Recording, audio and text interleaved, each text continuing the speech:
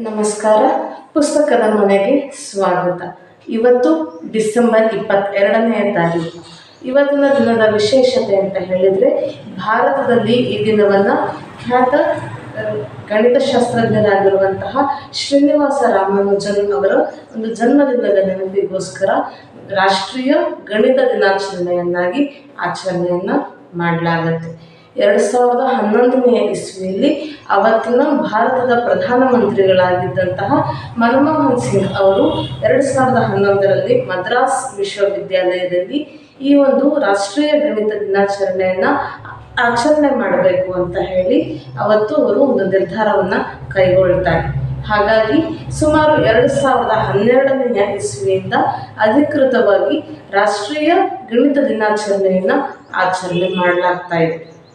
ಇವತ್ತಿಗೂ ಕೂಡ ನಾವು ಅದನ್ನ ಆಚರಣೆಯನ್ನು ಮಾಡಿಕೊಂಡು ಬರ್ತಾ ಇದ್ದೇವೆ.